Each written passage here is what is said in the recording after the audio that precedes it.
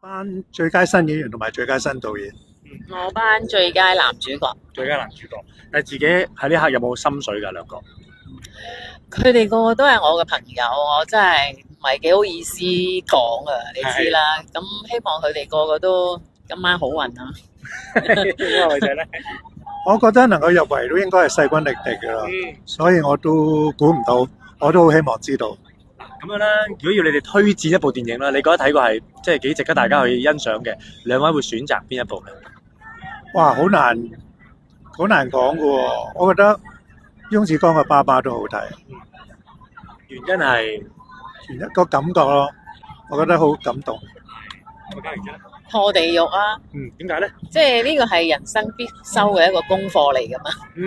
咁我覺得通過呢個電影可以俾大家去認識生老病死，我覺得幾有意思啊。